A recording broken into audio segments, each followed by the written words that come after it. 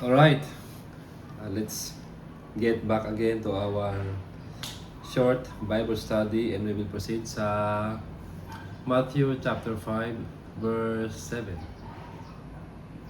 Matthew chapter 5, verse 7, Blessed are the merciful, for they shall obtain mercy.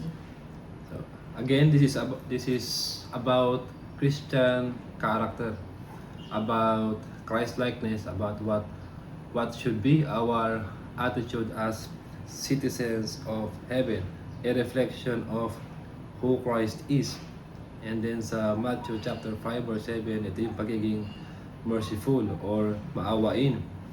And by definition, what is mercy? Mercy is not receiving what you deserve. Ibig sabihin, kung ikaw ay nahuli sa kasalanan or nahuli, imbes na ikaw ay papatawan ng multa or makulong or parusahan, ay hindi ginawa sa iyo yun because of mercy, pinatawad ka. Or you are spared from a punishment or judgment. So ganun ang mercy. You are not receiving what you deserve. Unlike grace, you are receiving what you do not deserve. Tama ba? Para balikan. Mercy is not receiving what you deserve. And grace is receiving what you do not deserve. Alright, so ganun yung pinagkaiba ng mercy and grace. Alright? So, the merciful are those who have experienced mercy and they are just extending it to others. So, kung tayo po ay pinatawad ng Diyos, kinaawahan ng Diyos, dapat din natin itong iparanas or i-extend or ibigay sa iba. And mercy is also connected with compassion and love and grace. You cannot have mercy without grace. You cannot have mercy without love. You cannot have mercy without compassion. So lahat yun ay konektado. So if you are gracious, if you are kind, it's also expected that you are merciful. Kaya this is one of the beatitudes, beautiful attitude of a believer. And also being merciful, ito yung you can feel the pain and fear of someone who is nahuli or napatawa ng parusa dahil sa kanilang kasalanan. Maaari masabi natin because of the gravity of the offense, is horrible, pumatay, nanggahasa, adik, lahat. Yung heinous crime, yung mga horrible na offenses. We might say, because we have a sense of justice and God's justice, that they deserve to be punished, di ba? They deserve to die, they deserve punishment, they deserve imprisonment, they deserve hell. We can say that, di ba? Because that is justice. Kumbaga, merong karampatang parusa sa kasalanan ginawa natin sa Diyos at sa kapwa natin tao. Right? Justice must be served. Ito yung pinagkaiba kasi bilang mga Kristiyano. Justice must be served. And Jesus suffered for it so that God can be merciful to us. Bilang mga makasalanan, tayo rin ay deserving ng punishment ng Diyos. Deserve natin ang puot at galit ng Diyos. Deserve natin na mahiwalay sa Diyos ng panghabang buhay. Deserve natin na tayo ay itapon ng Diyos sa dagatang apoy. But that did not happen to Christians because Jesus suffered for us so that God can be merciful to us. Ang pagiging merciful, this is uncommon to us.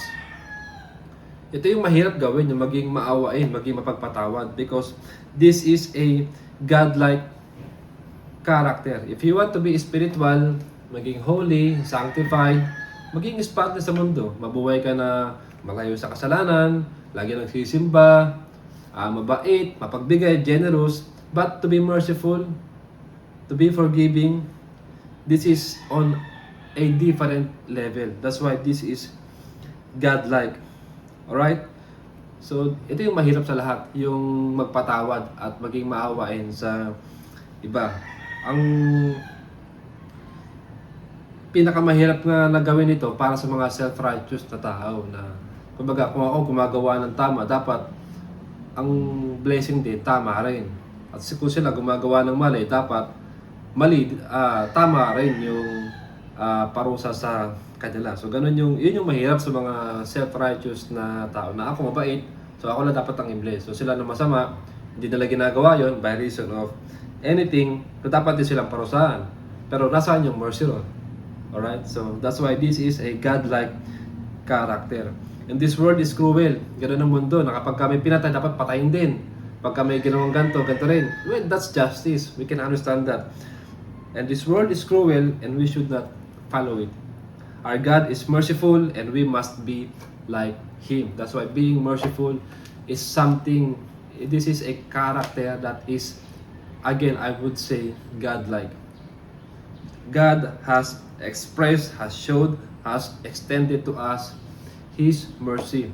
Bakit hindi po natin ito gagawin sa iba? Kaya sabi nga, blessed are the merciful, for they shall obtain mercy. Now we will read a parable para mas maintindihan pa natin, mas maging madiin itong ating Bible study.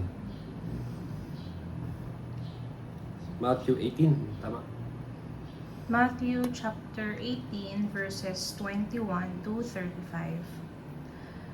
Then came Peter to him and said, Lord, how oft shall my brother sins against me, and I forgive him? Till 7 times? Jesus saith unto him, I say not unto thee until 7 times, but until 70 times 7.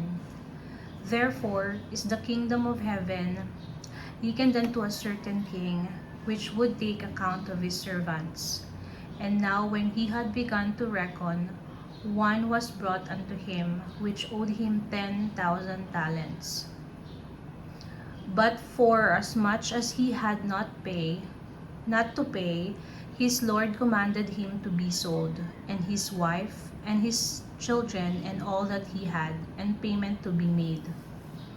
The servant therefore fell down, and worshipped him, saying, Lord, have patience with me, and I will pay thee all. Then the Lord of that servant was moved with compassion, and loosed him, and forgave him with the debt. But the same servant went out and found one of his fellow servants, which owed him an 100 pence, and he laid hands on him, and took him by the throat, saying, Pay me that thou owest. And his fellow servant fell down at his feet, and besought him, saying, Have patience with me, and I will pay thee all. And he would not, but went and cast him into prison, till he should pay the debt. So when his fellow servants saw what was done, they were very sorry, and came and told unto their Lord all that was done. Then his Lord, after that he had called him, said unto him, O thou wicked servant, I forgave thee all that debt, because thou desiredst me. Shouldest not thou also have compassion on thy fellow servant? And even I had pity on thee. And his Lord was wroth, and delivered him to the tormentors, till he should pay all that was due unto him.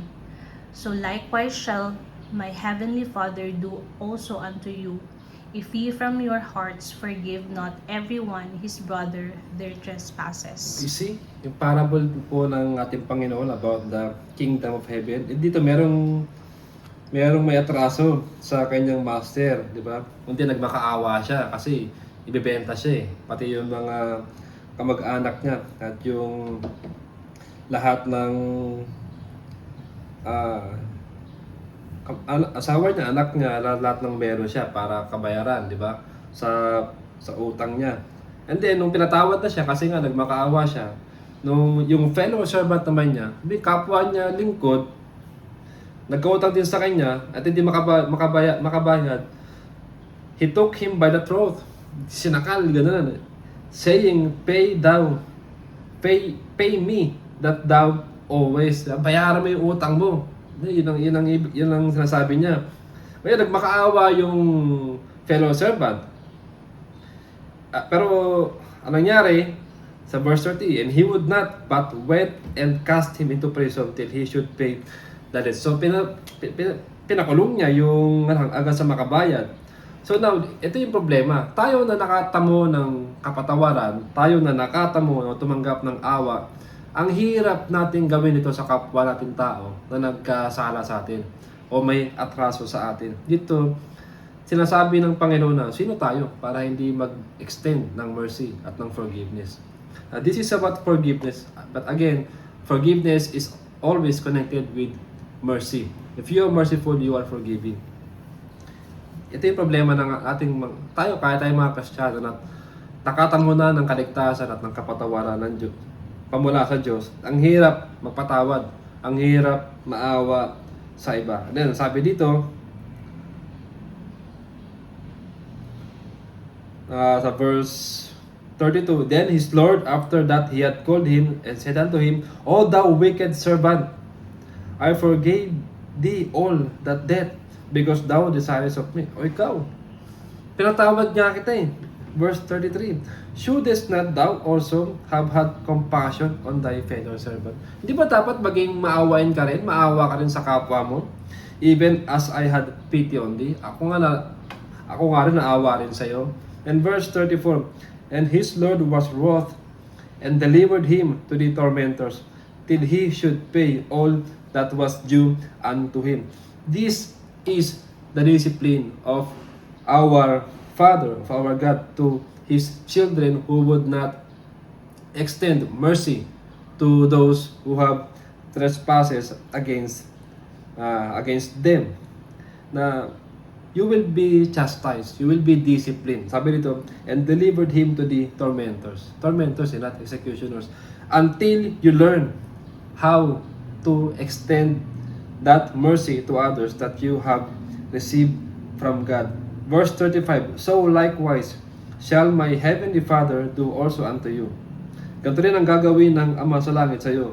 If ye from your hearts forgive not everyone of his brother their trespasses. Ito ang gagawin ng Diyos sa ating mga Kristiyano na hindi marunong magpatawad, na hindi marunong maawa sa iba natin. We will be disciplined. That's why Matthew chapter 5 verse 7 is saying, blessed are the merciful, for they shall obtain mercy. Or God will reward and repay His people based on their character, based on how they treat others. Sabi, love the Lord your God with all your heart, soul, mind, and strength. And how true is that when you love your neighbor as yourself? That is the truth about Matthew chapter 5 verse 7. And that is a wonderful truth. Again, being merciful is a God-like character. So, that's all for now, and I hope you are blessed. God bless.